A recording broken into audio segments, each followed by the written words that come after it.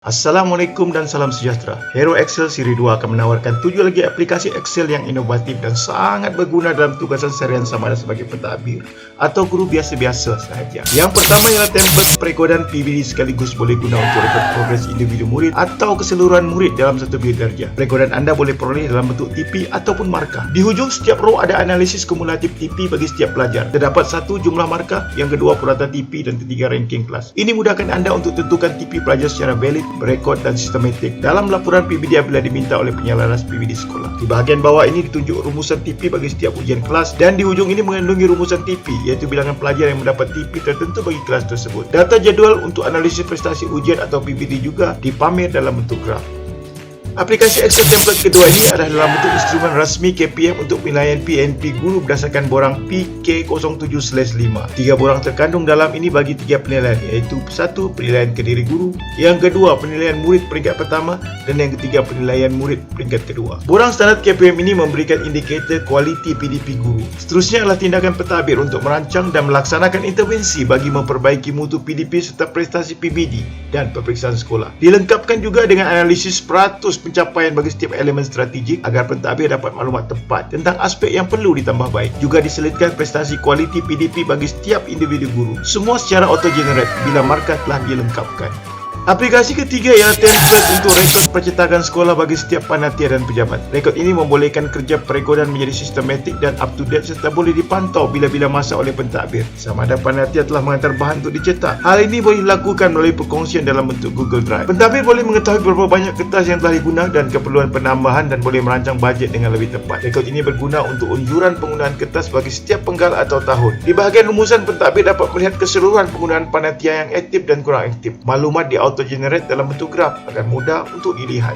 Aplikasi template keempat adalah borang laporan kehadiran bulanan kelas sepanjang tahun. Antara laporan yang boleh diperoleh, yang pertama pelajar lewat, yang kedua tidak hadir tanpa kebenaran, yang ketiga tidak hadir dengan kebenaran dan keempat jumlah hadir libatkan lewat atau sebaliknya. Yang istimewanya, di hujung ini bagi murid yang tidak hadir secara berturut akan otomasi dikesan untuk pengeluaran surat amaran 1, amaran 2, amaran 3 dan layak buang sekolah. Digambarkan dengan warna jingga muda, jingga tebal dan juga jingga gelap serta merah muda. Kini kerja mengesan pelajar tidak hadir secara tidak berturut-turut menjadi mudah. Dilampirkan juga peraturan pengeluaran surat amaran serta prestasi kehadiran pelajar pada bulan tertentu untuk rekod lewat, hadir bersebab dan tidak bersebab dan jumlah hadir.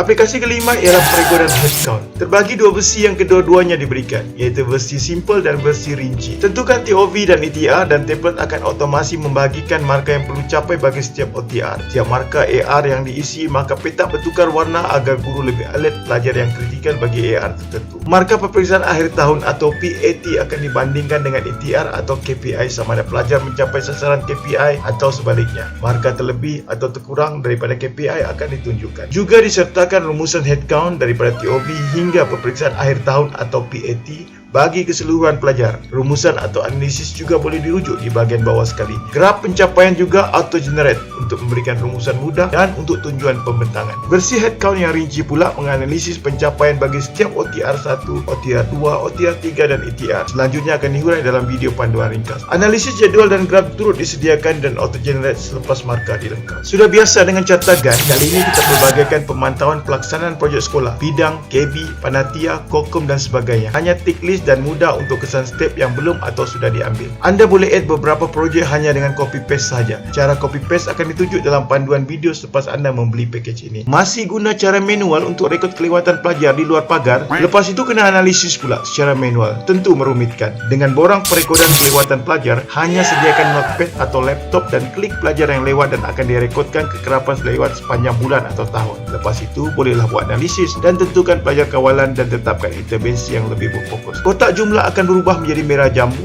jika capai jumlah kelewatan 6 hari atau lebih pada sesuatu bulan sebagai warna berjaga-jaga bagi kelewatan dalam situasi yang kritikal dan pelajar perlu diberi perhatian segera termasuk untuk tindakan kaunseling. Terdapat juga analisis di bahagian bawah template untuk jumlah lewat harian semua pelajar dan prestasi terkumpul bulanan bagi semua pelajar. Kalender boleh diselaraskan secara otomasi berdasarkan bulan dan tahun dan boleh digunakan berulang kali untuk tahun mendatang.